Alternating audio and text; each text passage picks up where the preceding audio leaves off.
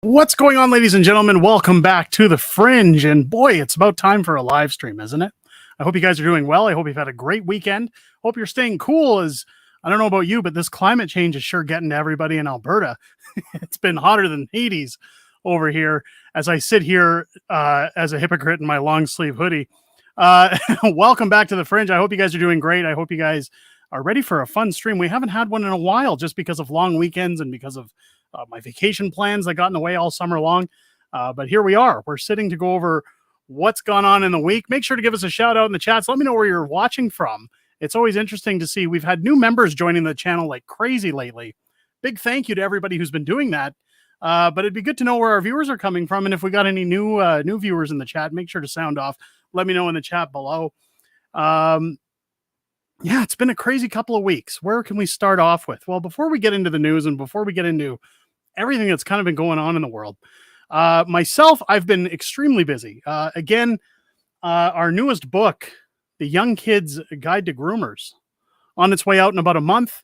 It'll be around mid-September that'll be hitting. And again, we'll update as that date gets solidified. But I've had that on the go. I've had a lot of meetings with lawyers and with different people to make sure we're not kind of stepping over any lines or crossing any boundaries we shouldn't be with that book. I'm looking very forward to bringing that book to each and every one of you as that launches. But I've been taking a little bit of time for myself recently as well, wherever I can find it. Trying to play some games, kind of spend some time with my kids throughout the summer. And one thing that I really was really happy to see this week, if you don't follow me on Twitter, I don't know if you know this about me, but I'm big into video games. And I used to collect Nintendo and Super Nintendo, mostly NES, as a hobby before I got into arcade machines. And I kind of stopped collecting those things simply because the prices for those games have gotten out of control. And I was sitting around 500 games out of a library of 770. And I just found it was way too expensive to collect. So when I sold off my collection, I kind of said, look, I'm gonna collect games that mean something to me, that I have nostalgia for, and I'm gonna collect them kind of as pristine as I can get them. Well, this week I decided, my kids wanted to get out and just see what was around, get out of the house. And we went into my old game store that I used to collect at, and I found a long-awaited copy of the original Castlevania on NES in box. So I bought this one. I mean, it's in great shape. They gave me this nice little protector for it. Absolutely one of my favorite games of all time, and one that I play quite regularly. And I used to play quite frequently when I streamed on Twitch before I got into writing books. And I was just really happy to add that to my game collection finally. I was going to pick up a copy of Contra in box, but again, prices have gotten a little insane. But Castlevania was definitely one that I wanted to add. Patty Nelson jumping into the stream. Patty, how you doing? Did you at least buy Mrs. Fringe a purse? Mrs. Fringe has many purses. I think she's actually saving any spending she's planning on doing when we head over to Disney in 3 weeks. Actually, we'll be there 3 weeks today, and we're looking forward to that one. Let's jump back in the chat and see where everybody's coming in from this evening. Mystical, this has to be the worst couple of weeks of Trudeau's life. Makes me so happy. Well, we're going to get into that. But welcome into the stream, Mystical. Patty Nelson's joining us from Northwest British Columbia here. Welcome in, Patty. Trudeau's a commie's jumping in from BC as well. I see you, CIC, coming in from Calgary. Welcome in. I am Canadian 71, New Brunswick. Good stuff. Welcome in, Tech West. Good to see you back in the stream. Of course, coming in from Cowtown. Trudeau's a commie, Calgary. There we go. Mystical, live from Rundle in the Northeast. It's a Mystical monotrim. Now, it's funny. I actually, my parents' first house, the 1980s was in Rundle. I think I lived there when I was 1. Vanessa coming in from St. Albert. Vanessa, welcome into the stream. Patty saying it's wet here. As the old man in the rocker says, we needed this. Arsonists hate the rain. Way to go. Mystical chiming in again. Finding Sega Genesis games are considerably more difficult. I fully agree, especially in the box. Patty chiming in saying, I have a ball and a stick. There you go. Everybody needs a ball. Everybody needs a fun ball to play with. Um, yeah, it's been a busy summer. I know my wife, she shops on there's a site. She likes buying her clothes from a site. I think it's called like Sheen or Shein, some people call it. It's really bizarre. She likes buying stuff from there. A lot of it comes from China, so it's cheap. But she brings a lot of stuff in for that. And in fact, an order that came in today, part of the reason that I thought streaming was going to be a little bit on the fence today, she ordered a large package for my daughter for her 9th birthday. My Harley turned 9 years old today, so we spent the day celebrating with her. We got her nails done, her haircut. Really took care of her. The wife joined her for that afternoon as well. So it was a great day with the family, and I'm looking forward to our time off in a few weeks. I know we had some time off in July. That was long overdue, but in 3 weeks, we are going to Disney again. We've talked about that on stream, and I've also stated, we're taking the kids mostly as a payback for everything they dealt with during lockdowns. Of course, my kids lost their grandmother during lockdowns. They lost their great-grandparents during lockdowns. Missed a lot of firsts. So when it came time to planning a vacation, I planned Silverwood, of course, in the summer for July as kind of a quick 1-week getaway. And then, it kind of dawned on me, I kind of chose that trip without asking them. So I kind of said, look, if we could go anywhere, do anything, what would you guys like to do? And of course, Disney was the answer. So I'm kind of looking forward to it. And you know what? With the way Disney's been headed lately, I'm not thinking it's going to be as much of a woke fest, hopefully, as I once feared it was going to be. It was Disney had their weekly shareholder meeting this last week. Not weekly shareholders, sorry, their quarterly shareholder meeting, stockholder meeting. I'm used to saying weekly streams on the channel, so forgive me, folks. And of course, Bob Iger sat at this meeting, and there were no questions to be had to relate to their massive loss in profits, as every single movie Disney's putting out this year so far has been an astronomical loss for them. And of course, Bob Iger's solution was, hey, we've got this streaming platform that thousands upon thousands of people are bailing on. Let's raise the price of that and try to recoup some of our losses. I don't know how that's going to work for them, honestly. We'll have to see. But I do have a video coming out later this week talking about the Disney Plus price raise and how you can actually get around having to spend that increased price range. If in fact you do have Disney Plus, if you didn't listen to Christy Freeland and have your Disney Plus, I know in this house we canceled ours. My kids never use it. They don't watch it. They enjoy Marvel. They like a lot of the stuff that Disney has to offer in terms of a theme park, but they don't watch a lot of Disney. They kind of stick to kids' YouTube, I find, and Minecraft and Fortnite videos. So I think, I do think that's going to be something interesting to check out, and hopefully, we'll see. And of course, Susan jumping in. They have a boy fairy godmother now. Now that happened earlier this year, and I know there was a lot of outrage about that. And again, I'm definitely going to be documenting if I see any of that at the park. But my sister was actually in Disneyland for a dance competition. My niece is big into competitive dance, and they had a thing in Disneyland recently, and she said she didn't really see any of that when they were there. So maybe Disney's toning it down. We'll have to see. I'll have to check that out. Hopefully they're going to learn from their past mistakes, and we'll see. We'll see. Black Medicine jumping in. Welcome into the stream. Good old Fort Saskatchewan. Great town. Love Fort Saskatchewan. Welcome in. Mystical also chiming in. Best to go to Disney when they're young. My family didn't go to Walt Disney World until I was 17. It wasn't the same. And that was part of the thing with the kids is that, my daughter just turned 9. My middle son is 7. My youngest is 3. So of course he's not going to have fond memories of Disney. But again, they're in that right spot where it's still a little bit magical. And that's where, I've spoken to some friends who say, hey, why are you giving Disney your money? And it's, well, I'm not doing it for me. I'm doing it for the kids because for them, it's magical. They don't notice the woke content like the rest of us do. A lot of Disney that my kids have watched is usually the classics. They watched the animated Aladdin. They've watched the animated Cinderella, Snow White, all the old classics.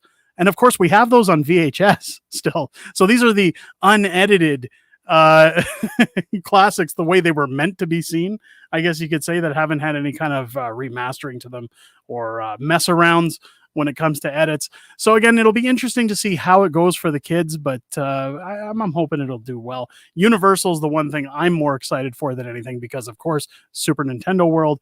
I think my wife's going to have to drag me out of there at some point, because I don't know, I might just offer up one of my kidneys for a boatload of merchandise. Of course, keep your eyes on the channel. I'm going to try my best to do some daily vlogs while I'm at the park, kind of maybe show what's going on around there, what they're doing, any changes they're making, and just, again, maybe it's just some fun videos hanging around the parks, and maybe it can just be some filler content while I'm away, and folks can kind of get it in. Or if I don't have the time to do, regular vlog videos, maybe I'll just mash it all up into one and throw it together when we get back. We'll have to see. We'll see how it goes. Suzanne jumping in. Have a great stream. Thank you so much, Suzanne. Always great to see you in here. Thanks for popping in. They may have your picture with no entry. Who knows? Who knows? We'll see. I hear rumors the Liberal backbenches might be thinking of backstabbing Trudeau, might be forced to resign like O'Toole was. I think that's coming. I think Trudeau, by the end of the year at least, will resign if the election isn't called in the fall.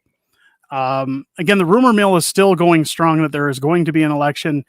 I again, when you look at what Pierre Poilievre's been putting out recently when it comes to his promotional videos or any kind of messaging videos of his campaign, he's definitely in like a campaign mode. And we've seen that this summer as he's changed his image. Of course, he's gone from what people call him as Millhouse to the no glasses and look at my biceps as he walks around in his tight shirts and his toy punch, as he tries to get the votes, I guess, with the younger generation, and I guess people looking at him as a strong and I guess positive light leader.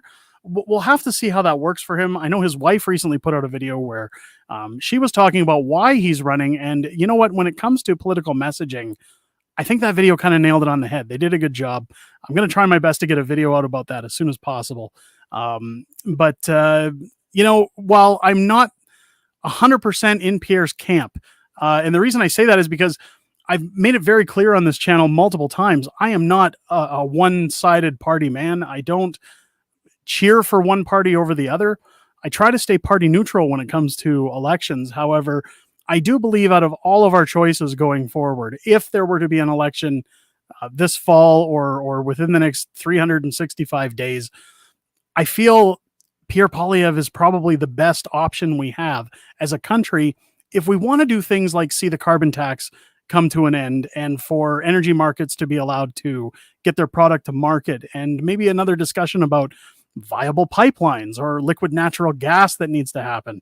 I think when we're talking about the pushbacks with Danielle Smith and Scott Moe over this net zero energy that's being pushed for 2035, I think, again, Pierre Poilievre has stated multiple times that he's kind of in the same boat that I am, where we're all for better energy. We're for cleaner energy, but we're not there yet. And it's better to invest tax dollars in researching that energy than forcing unnecessary taxes on people that really is just meant to cripple them and make life difficult.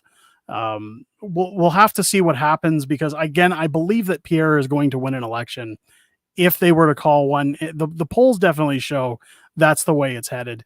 So it'll be interesting to see if he, again, much like Danielle Smith, backs up what he says he's going to do, or if he does a complete flip-flop. I think if Pierre flops on his promises or doesn't come through, it's definitely going to spell trouble for the Conservative Party, because, of course, they've had to rebuild over the last 8 years while Justin Trudeau and his Liberals have made a complete mockery out of Canada and destroyed it bit by bit.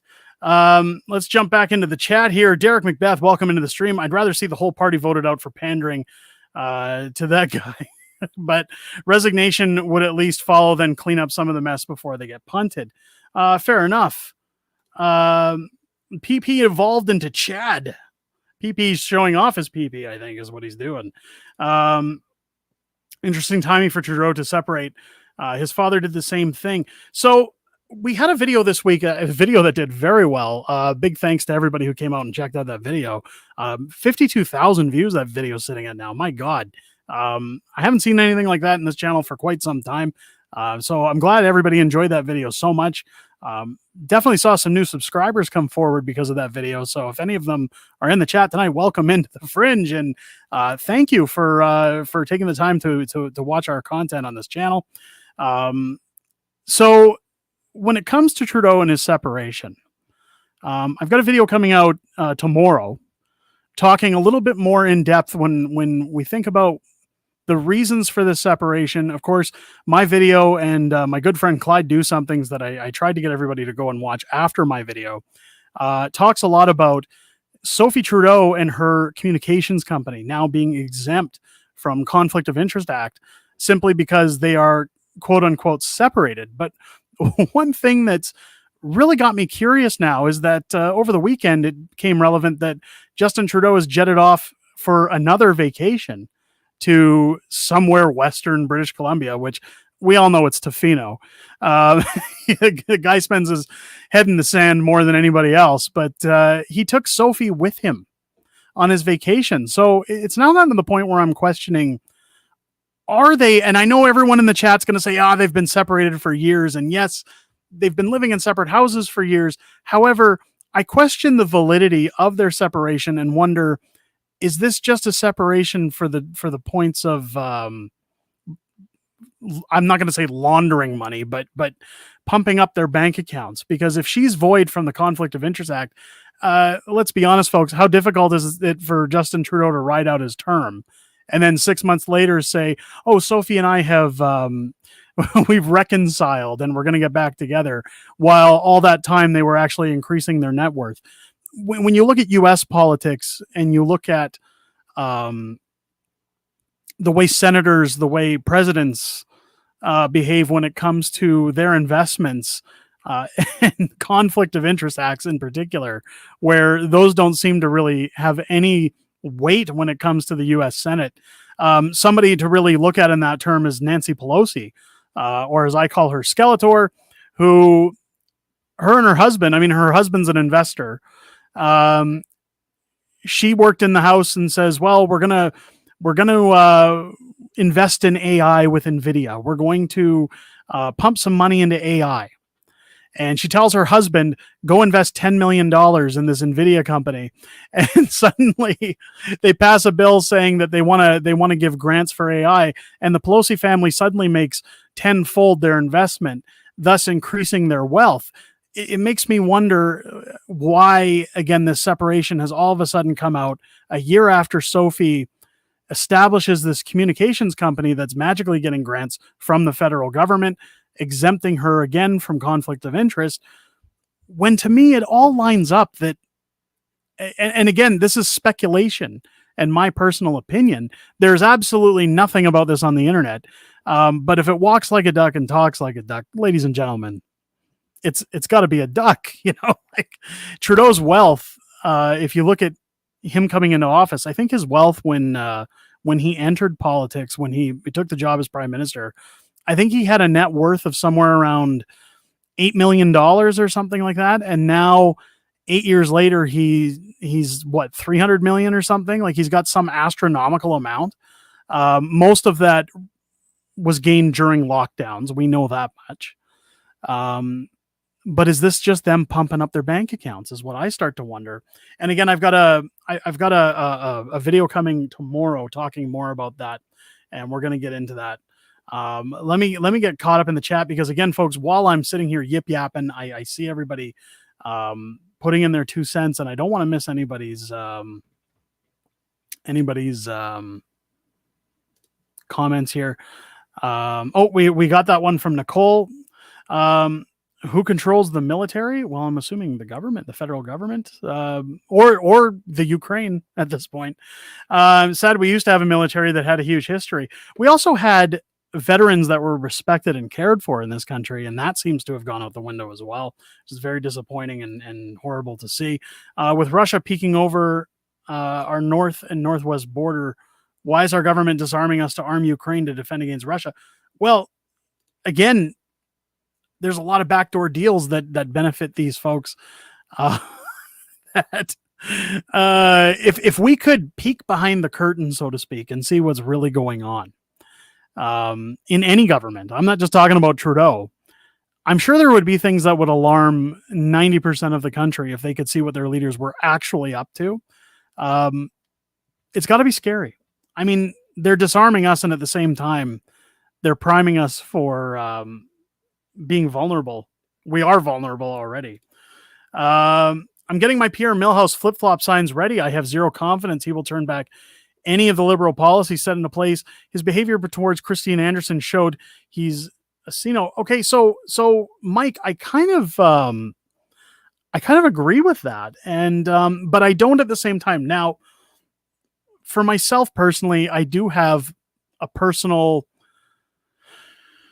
opinion about Pierre, and that's only because, again, I've met with him, talked with him, and had the opportunity to ask him a few questions. And when I was behind closed doors with Pierre, I got the feeling that he was really feeding me a lot of lines, like he was pitching his campaign to a door knocker. It really, it worries me, but at the same time, I felt he was kind of genuine. I believe, mostly after talking with Melissa Lantsman, that the Conservative Party definitely has their interests in the right place when it comes to fixing what's broken in Canada. The big problem I have is that, somebody asks me, well, who do you trust to vote for? And I said, I don't trust any of them. I don't trust any politician because I don't know them. They don't know me. And any politician, I don't care what they get in for, they have an agenda. Every politician has an agenda. It's just that their agenda seems to kind of fit with support from a larger community when they're voted in. How bad they mess up their agenda falls back on the leaders again when you look at what Trudeau's done over the last 8 years. So it's tough. I don't know if he's going. I think the carbon tax will definitely go, because from a financial standpoint, and again, Pierre's been very good with finances in the past. I believe that we'll see the carbon tax go simply from an affordability rate, to try and get interest rates down, to try and pump up the value of the Canadian dollar. Because, look, guys, at the end of the day, more money being made in Canada, more prosperous employment from Canadians means more spending in the economy, which means more money in taxes for the government. So I don't see the Conservatives hanging on to that. But where Mike has a point is that anytime I've seen a politician put out a new policy or put out some new form of doing something or a temporary measure, they very rarely give it back. It's kind of the old give an inch, take a mile. Income tax. Sorry, my brain farted for a second there. Income tax was established at the end of World War I to try and make back debts from war bonds. And it was supposed to be a temporary measure. Now, here we are almost 100 years later, and we're still paying very hefty amounts of income tax. So when it comes to what they say and what they do, I was the same. I was in the same boat when it came to Danielle Smith. I said, show me, don't tell me. And so far, I believe Danielle Smith is genuine for Alberta. I think she's got her head in the right place, and she's definitely gone straight to work, so to speak, when it comes to what she's prepared to do to benefit the lives of Albertans. So hopefully Pierre takes a page out of that book, and tries to stay true to his word, I guess. We'll see. We'll see. There is no ethics commissioner. We haven't had one for about 6 months. So it's going to get interesting. Definitely got to let me play that pinball machine. Sweet Retro Gaming Room. Black Medicine. I appreciate that. This room may or may not be changing at some point. I've done a lot of thinking when it comes to my arcades. I do have a Star Wars machine on its way. That was supposed to be here shortly, but it'll be coming mid-September at this point. I talked about that large megacade on our last stream. That usually runs about $7,000 to $10,000 US, but it literally does everything. Part of the problem with collecting these machines is that eventually you run out of space. And while I try to play on them as much as I can. One of our members, Master of Snatch, was asking me the other night on Discord, how often do you actually play those machines? And to which I told him, look, I at least get onto them once a day, if even for like one quick round of something. With my kids, at least once a week, we try to have an arcade night. My kids really enjoy these arcades. But with that one machine versus all of these machines, I really wouldn't have the need to collect a ton of machines. Of course, if I do invest in that machine down the road, a lot of these machines will go, but I will be keeping, again, my Donkey Kong Jr. because it's an authentic arcade and not one of these 3/4 scale ones. The pinball stays, and then unique cabinets like my driving cabinets, Star Wars, shooting cabinets, things like that, those would stay. But cabinets like my Mortal Kombat, Marvel Capcom, NFL Blitz, those ones would all go because I'd have them all on this multicade. I wouldn't need multiple machines. So we'll have to see what happens in this room, but I definitely appreciate the compliment. Thank you so much. Let me get caught up with the chat again. One must always be wary of politicians. That said, Pierre comes across as more human than Trudeau. And Clyde, again, did a really good video talking about people wanting a family man. It was a really good video. I would definitely recommend going to check that out. And I think, again, Trudeau versus Pierre, when you look at leadership, do I think Pierre is perfect? Absolutely not. Again, when I met with him, he had the opportunity to just talk with me. He didn't have to pitch me anything, sell me on anything. And he was kind of giving me the same old tag notes when we were talking. And I can respect the guy's hustling. He's just doing his usual job. The problem, I think, with Pierre right now is whoever's in charge of his party, like his campaign. I know he said his wife told him to ditch the glasses and everything, but to me, it just looks like midlife crisis. I said this on our last stream. I kind of miss old Millhouse Pierre that, he talk about finances. The infamous video of him talking to Trudeau about the We Charity scandal, saying, give us a figure, just a dollar amount. That no bullshit Pierre Poilievre is what people wanted when he first made the announcement he was going to run for prime minister. And over time, I've kind of seen him, again, especially with Christine Anderson. I was so disappointed to see his stance with Christine Anderson. I feel like whoever's in charge of his campaigning or his numbers is telling him what to say and what to do. He obviously has somebody who's tweeting out for him and following his social media, but you can always tell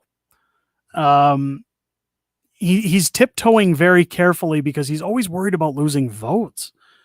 And I kind of feel like if he'd just go balls to the wall like he used to be, he'd probably have an easier time securing those votes.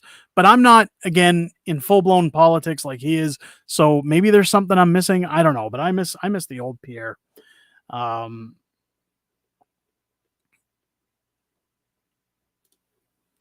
Time will tell. Pierre needs to revoke the carbon tax, defund the mainstream media, which, again, I hope he does, roll back the gun bans, stop funding Ukrainian war machine, and roll back C-18, then I'll believe him. So Mike, again, Mike, you got some great points, man. Thank you.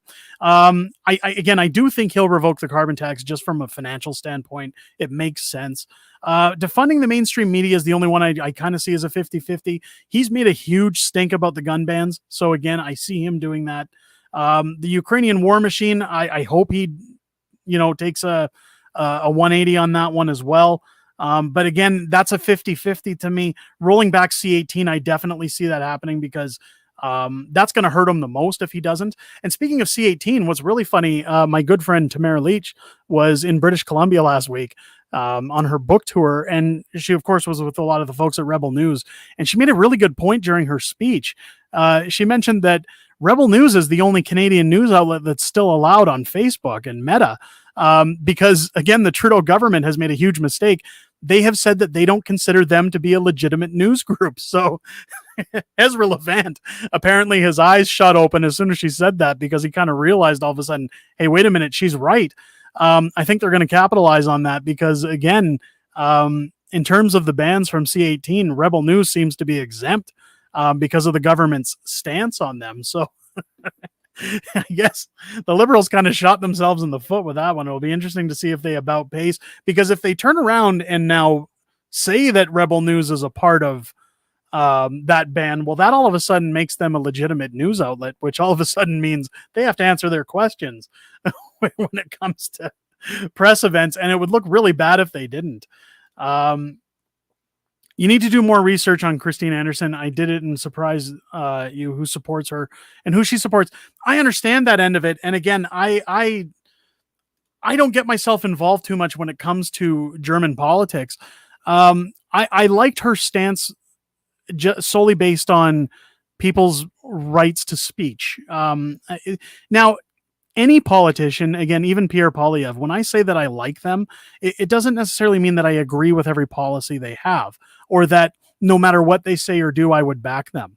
I think that's very important when it comes to people talking about politicians, to understand that level, that it's again something that Melissa Lantsman said to me when we met. And again, I keep referring back to my time that I had with her, but I'll be honest, out of any politician that I've met in my lifetime, and any politician I've met recently, when I think about Leslyn Lewis, when I think about Pierre Poilievre, when I think about Andrew Scheer, when I think about any of these guys that I've met,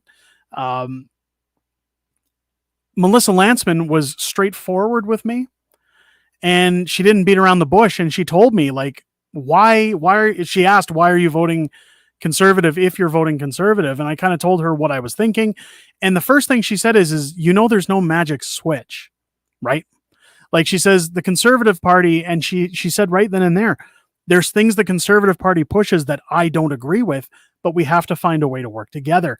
And I have tremendous respect for her for being very transparent with that. Now, I understand politics, and I understand that there are policies they don't agree on, but I've never heard a politician talk like that, especially when talking to the average voter. Usually they're very careful about what they say. And I'm not saying that she wasn't being careful, but she was being human. And that's where I have a tremendous respect for her. I'm very grateful that we've stayed in contact since our meeting. And I just find her to be, I know a lot of people have their opinions about Melissa Lantsman. I find her take on the government and her take on transparency in politics very refreshing. And I think she's good for politics. I think she'll do very well in politics as time goes forward. It'll be interesting to see where she goes. But when it comes to politicians in general, when I say, I like this politician, like I've said before to people, I like Donald Trump. Now, I like Donald Trump, the businessman. When I was in business school, I did a report on the art of the deal. I used to watch The Apprentice. I liked his style as somebody as the head of a corporation.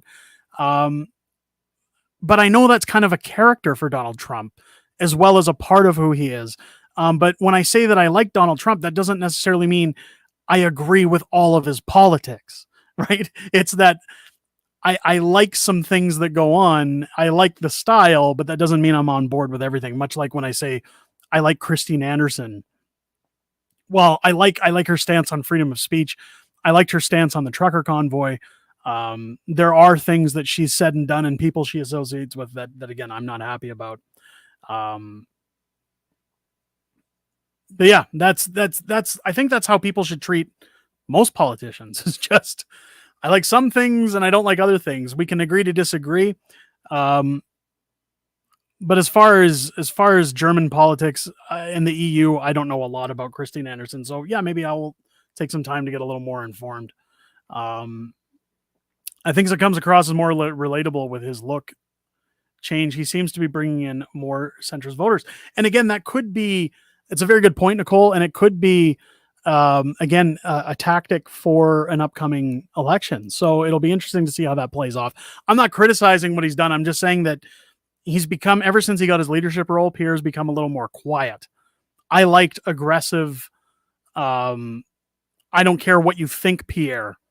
I didn't like that, from day one of the convoy, he supported the convoy and said, I support anybody who's legally protesting, anybody who's frustrated with the government. And then as soon as the convoy got into trouble, he all of a sudden took a 180 and it's, nah, I'm not going to talk about it. I don't want to have any acknowledgement about it. I think what happened with Jeremy McKenzie, and I'm not blaming Jeremy McKenzie, but that whole situation before his leadership campaign of him taking a photo with Jeremy McKenzie and the media having a field day, I think that really made his his people open their eyes and start saying, look, we got to be careful where we tread. I know when I met with him, it was the same thing. I was asked to come to Parliament Hill and then told, you can't hold up your book in any photos that we take because, again, we don't want any kind of issues with media and things like that. And I can respect that from a business standpoint. And again, his career, I certainly wasn't offended by that statement at the time. And I mean, I wish him all the best, but I sometimes question their tactics, but we'll see. We'll see how that fares for him.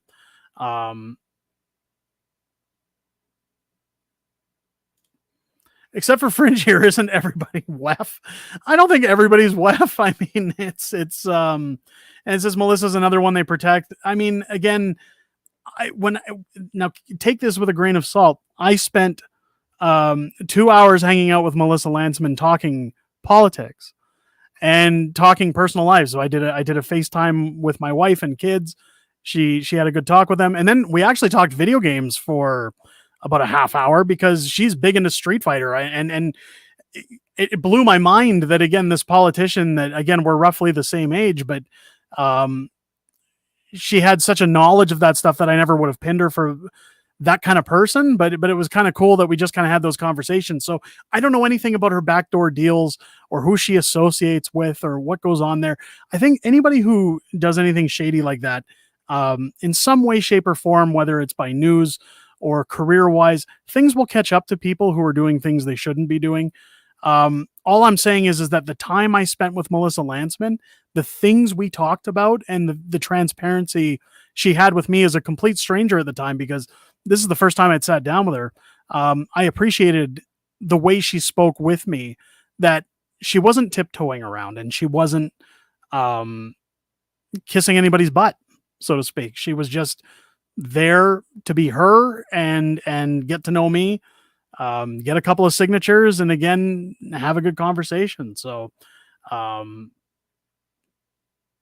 anyway, I will judge when I see something come out that sparks my interest. But anytime I've spoken with Melissa, again, it's mostly just been a quick hello, hi, how are you? It's not it's not, hey, who are you in touch with and what are you doing with your career?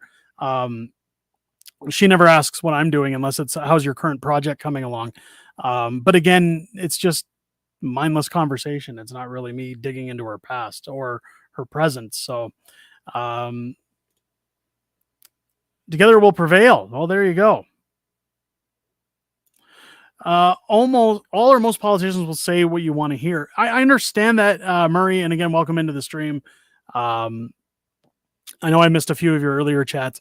I understand that end of it, but again, look, I've been in business, worked in business with salesmen, with different levels of CEOs, CFOs over the last 20 years. And one thing that I've learned over that time is how to read a room and how to read body language. And politicians are very good at keeping their posture in terms of body language, and they're media trained, and they're like a very good used car salesman. And yes, at times they will tell you what you want to hear. But again, from day one, anytime I've dealt with, again, and I'm not trying to defend Melissa Landsman here. I know she could speak for herself. I'm merely stating on my point that the impression I got was genuine. And if she was blowing smoke up my ass, she was very good at it. And I'll give credit where it's due. There was a definite difference between the time that I sat with her and the time that I sat with Pierre. It was night and day. Pierre, it was more, again, he was going through the usual taglines about we're going to bring it home, we're going to fix the economy, we're going to axe the tax. Like, and I'm sitting there going, look, man, I'm just hanging out. Like, you don't have to sell me. You don't have to. But he's in that mode, like it's whereas Melissa Landsman, we just hung out in her office, and she's just casually, do you want to drink? Do you want to chat? You want to talk about this? Let's talk about that. What's your life like at home? Like it wasn't business. And again, I have respect for that. Even if she was blowing it up my behind, she was very good at it.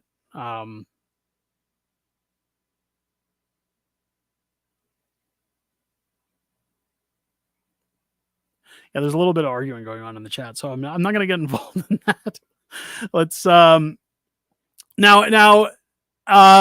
when it comes to Trudeau, again, something else I'm asking in this video this week is I'm going to retract, and I do say it in my video, and I'm going to state it here, that I'm going to retract my statement that we talked about it on stream a few weeks ago, and I also mentioned it in my video a couple weeks ago when I did my video on Trudeau's separation. I always say divorce, but his separation. I stated that it had to be hard on his kids because they had to go to school, they had to see their peers, and some people may have been surprised, unless you're living under a rock, that all of a sudden it's out there. But you know what? I guess all of that hit me because I looked at Trudeau's post on Instagram saying, give us, privacy. And then Trudeau went on his national privacy tour where he went to the Barbie movie with his son. And then the next day he went to Oppenheimer with his daughter. And of course, he's exploiting his kids to get selfie opportunities. Now he's going to British Columbia saying, oh, give us our privacy again. We're not going to disclose where we're going. But he's going to be taking pictures and posting things. We all know it already. I mean, Trudeau is just such a narcissist. I don't think he can help himself. That as soon as I started seeing pictures of his kids everywhere with him and him posting them online, I started saying, okay, no, I'm not going to respect your privacy. And I'm not going to pull my punches at this point because you basically cried wolf and then threw it back in our faces and think that you're going to get immunity. Nah. So I guess I've learned my lesson. I shouldn't have tried to be human. I shouldn't have tried to pull back and say, let's think about the children. Not a hell with it. No, the memes should flow. They should continue to flow like water.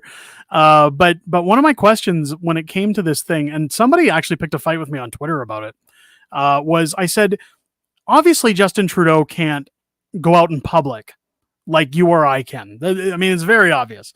Anytime he visits another city, he has to go around in his motorcades. He has hired security. So when he goes to a local movie theater, I'm assuming he does not go with the average working Joe. He doesn't go and sit in there with his kids amongst the public due to security concerns. So when you start looking at even his flight expenses, when he's on his Canadian Air Force One, and you look at the booze tab, you look at the expenses that go just on a simple flight with press, the press gallery, it makes me wonder that obviously Justin Trudeau has to book out these movie theaters, whether it's before they open, after hours, or even during the day. It makes me question who's footing that bill. Now, of course, somebody who's a big Trudeau buff came to the rescue and said, it doesn't matter. And he's entitled to have time with his kids and it's none of your business. And of course, he's paying out of pocket for that theater. If he's doing that, it's none of your business. And it was pretty funny where they were trying to justify his spending. But my question is, do you really think he's going to pay for that out of pocket? I don't know what it costs to rent out a movie theater for a private screening.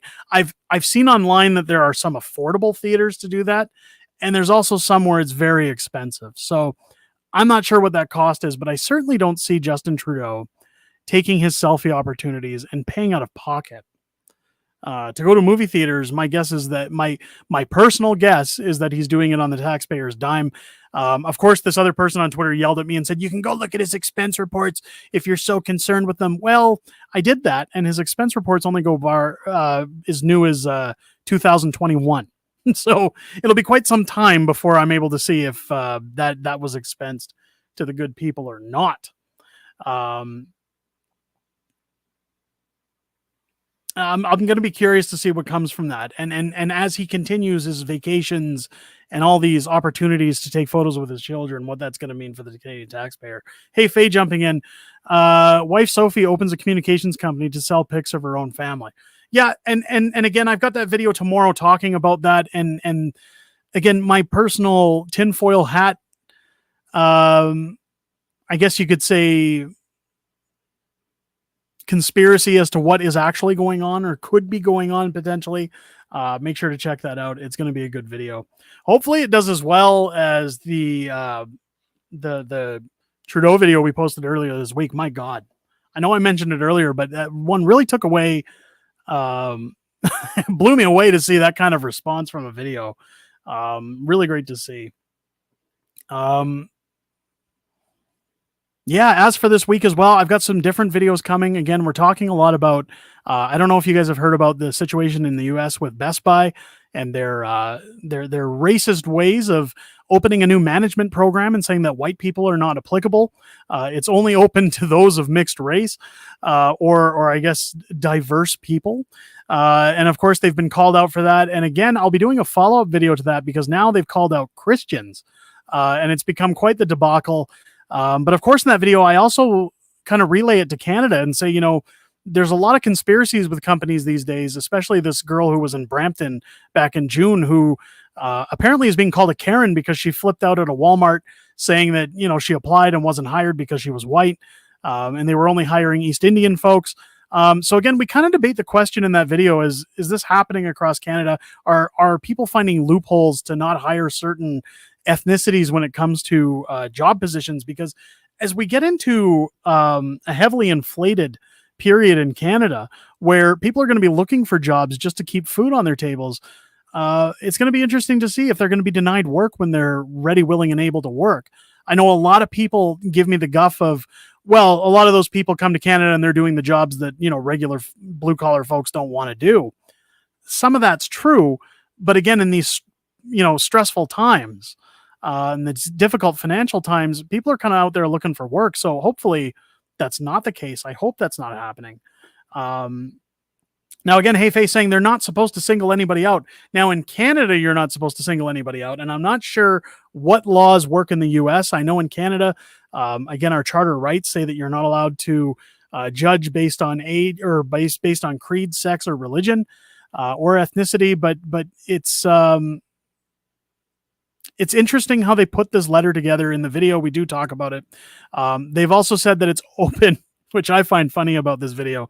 The letter in Best Buy says that this management program is open to anybody who identifies as Black, Latin American, or I forget the other term. It was like Islander of some Dominican Islander or something. But we do get into it in the video, but I keep thinking it'd be interesting to see a bunch of white guys go in and say, I identify as Black, or a Black person saying that they're offended because they identify as white and can no longer apply. I think it would be interesting to see what comes from that. Hopefully some guys at Reddit or 4chan get in on that. I know their CEO, who has brought out this new implementation, has kind of gone into hiding, because she's thoroughly embarrassed with how she's put this campaign together. And again, the first video is kind of just a discussion as to how would this work in Canada. I will be doing a follow-up video, kind of getting into the Christianity side of things and religion, and maybe how they're pulling through loopholes on that. I wanted to do a little more research before getting into that video. Of course, with summer and politicians taking breaks, I'm kind of trying to find some mixed stories to get into, and we might start to see some more videos on this channel when it comes to woke policies and movies, or culture wars, or anything going on outside of politics that's a little alarming when it comes to policy.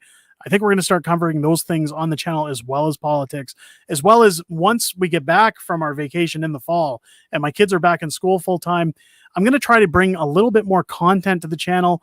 Hopefully, a couple of videos uploaded daily is definitely the projected wish list for me. I would like to start getting at least 3 videos a day on this channel, from at least Monday to Thursday. So I'll be doing my best to try and get that cranked out. Of course, again, our new book is launching in about a month, The Young Kid's Guide to Grooming. I'm really looking forward to that one because, again, we talk about the good old client list in that book and the people affiliated with that client list, and kids being mistreated. Now, of course, I will be donating a portion of proceeds from that book to abused children in Calgary.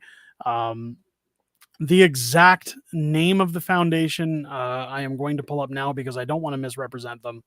I reached out to my good friend Theo Fleury, who of course is a victim of childhood abuse, and asked him, what's a good foundation to donate to? And of course, he mentioned the Child Advocacy Center in Calgary.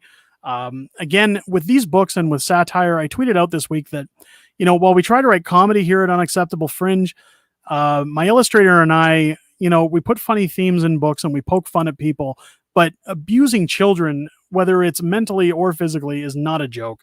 So I really wanted to do something to give back. So I will be donating a portion of proceeds from every book sale to the Child Advocacy Center in Calgary, hopefully to help some children that are in need of some form of counseling or therapy or programs to kind of help them get back on their feet. Especially, again, in this town at a time where finances are becoming harder for people and affordability is becoming harder for people. Kids are starting to suffer more and more. While a lot of my books have been, kind of on the lines of, if you want to read them to your children, you can. This new book is not going to be intended for children. And just to make sure the left doesn't come after me, I will be putting a disclaimer in the book for that as well. It's going to be interesting. It's going to be interesting to see how it does. Master Snatch is chiming in saying you should give the money, abuse money to my dad. He once spanked me. Well, you probably deserved it. I'm sure Snatch had it coming. But it's going to be interesting to see when that book comes out. I'm really looking forward to bringing that out to you guys. So as soon as I get back and that book is out, expect some more content on this channel in larger quantities. I am very much looking forward to that. But folks, we are creeping up on the 1 hour mark. So I am going to probably call the stream at that point. Really great to see the turnout tonight. Really great to see some new folks in the chat that weren't before. And big thank you to everybody who's been here during this journey with me since starting this channel, as well as all the new people who are coming in. I can't tell you how uplifting it is to see the incredible response that I'm getting to all of these videos. Even a month ago, we were averaging 300 to 600 views, and now we're getting a couple thousand, if not more. And the support is just very much appreciated. It tells me I'm doing a good job. So if you do like the videos, make sure share them out. Get people interested, comment on them, give the thumbs up. I do go into the comments if I know I've been a little scarce when it comes to my involvement in the comment section on YouTube, just because I'm out running around. But just know I do look at the comments and I do comment when I can. So keep them coming. It's always interesting to see what your guys' takes are on the video. If you have any suggestions for videos, always feel free to come into these chats or leave your suggestions to me on Twitter at UnacceptFringe if you want to see me cover something that you think would be interesting for the channel. I hope you guys have yourselves a great week. Keep your eyes open for the content coming this week, guys. Stay cool if you can, if it's warm where you are. I will catch you on the next one. Take care, ladies and gentlemen.